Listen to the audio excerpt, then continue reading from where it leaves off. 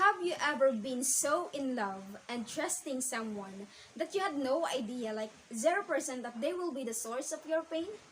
Okay, let's keep that person under the name X. Nasaktan ka ng sobra kasi mangluloko siya. So when someone explains this person's personality, usually they were going to use as their point of reference is the past of that person and usually their childhood. So their explanation looks like this.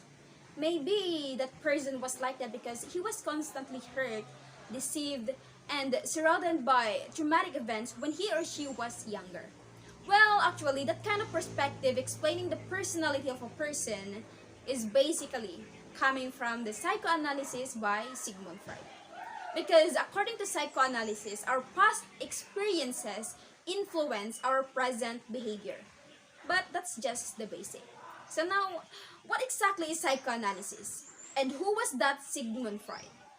Well, before that, roll intro.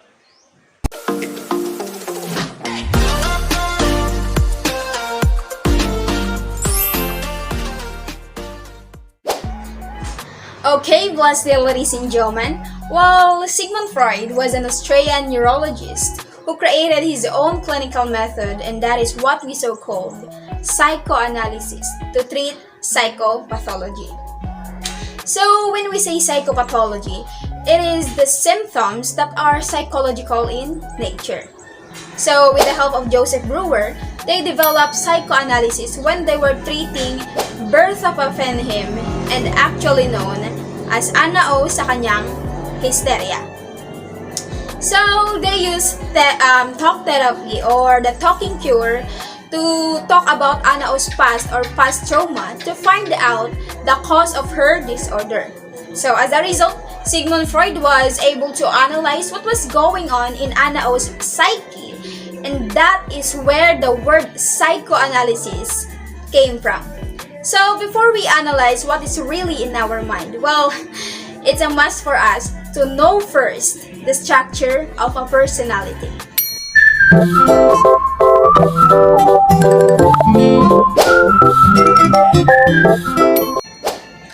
So according to Sigmund Freud, there are three essential parts of human personality. And these are the id, ego, and the superego. So the id is the premaritive, impulsive, and irrational unconscious that operates solely in the outcome of pleasure or pain and is responsible for instincts to sex and aggression. So it means it is always seeking for the pleasure and avoiding to pain and life suffering. So wala siyang pakalam sa labas or realidad ng buhay, as long as nasatisfy niya lahat ng mga pangangailangan niya. That's why, according to Freud, id is a pleasure principle. So it is in our unconscious, we're in the part of our mind that we are not aware of. So in order to meet the needs of the id, the ego will develop. So the ego is the I. So it is the people perceived that evaluates the outside physical and the social world and makes plans accordingly. Wherein, according to Freud, ego is the reality principle and it is mostly in our conscious and partly in our unconscious mind. And here we go, the what we so called superego. So it is the moral voice and conscience that guides ego. Violating it results in feelings of guilt and anxiety. Well, Freud believed that superego was mostly formed within the first 5 years of the life based on the moral standards of the person's parents, while it also continued to be influenced into adolescence by the other role models. So the ego and superego came under the dynamic aspects of personality. So the dynamic aspects of self, according to Freud, refer to the agents through which conflicts arising and the instincts are resolved. So that is why the ego's response has a big influence in the development of our personality. Thus, the conflict that the ego experiences usually manifests as anxiety. Wherein, according to Freud, only ego can experience anxiety or the unpleasant state accompanied by physical sensations that warns a person about an impending danger. Thus, there is three types of anxiety depending on where the conflict came from. So when the conflict is coming from id, which is usually irrational, that anxiety is called neurotic anxiety. So it is the unconscious worry that we will lose control of the id's urges, resulting in the punishment for the inappropriate behavior. Next is the moral anxiety. So it is a fear of the violating of our own moral principles. Then we have also here our reality anxiety. So it is the fear of the real world events. That causes of this anxiety is usually easily identified. Like for example, a person might fear a dog bite when they are near a menacing dog. So the most common way of reducing this anxiety is to avoid the threatening object. So as what I've said a while ago, only the ego can feel the anxiety. Thus, ego has also the responsibility to find solutions to that anxiety. That is why when the ego finds it difficult to solve, ego will use the what we so-called defense mechanisms as a strategy to protect itself from the unpleasant feelings or threatening experiences.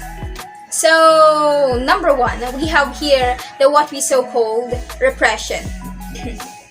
So it is surprising painful memories and thoughts. Like, for example, Girlie cannot remember her grandfather's fatal heart attack although she was present. Why? Dahil sa sobra sakit na naidulot nito, kaya ang ginawa ni ego, itinapon niya ito sa unconscious mind. Dahil alam niya na kapag hindi niya ito ginawa, baka mag-breakdown si id. So, that kind of strategy is a form of defense mechanism, and as what I've said a while ago, it is called a repression. So, we have also the reaction formation. So, this is the point at which the unpleasant feelings are reversed. For example, yun nga, nakapag-break siya sa boyfriend or girlfriend niya. Then, he or she would say, malaya na ako. Ang saya ko na ngayon. But, deep inside, sobrang sakit. But because he doesn't want to feel the pain, binabaliktad niya yung feelings niya because ego must protect itself. Dahil pag hindi niya ito ginawa, baka mag-breakdown si id at humantong pa sa disorder. Because, as I've said a while ago, id is a pleasure principle. Meaning, ayaw niya ng sakit. Next is the displacement. So, it is a defense mechanism in which a person redirects an emotional reaction from the rightful recipient into another person or object. Like, for example, if a manager screams at an employee, that employee doesn't scream back, but he may yell at his boss later that night. So next is the projection. It is in which an individual's attribute characteristics they find unacceptable in themselves to another person. Like for example, a husband who has a hostile nature might attribute this hostility to his wife and say she has an anger management problem. So we have also here the rationalization, in which an apparent logical reasons are given to justify behavior that is motivated by unconscious instinctual impulses. It is an attempt to find reasons for behaviors, especially one's own. For example, a student might blame a poor exam score on the structure rather than their own lack of preparation. Next is the regression. It is a returning of coping strategies for less mature stages of development. Like for example, after failing to pass the exam, Toto spends days in the bed cuddling his favorite childhood toy. And lastly, we have the what we so-called sublimation.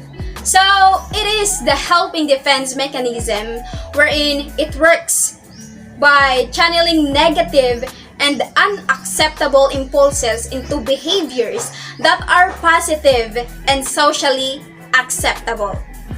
So for example, yun nga, iniwan ka or binake ka ng jowa mo.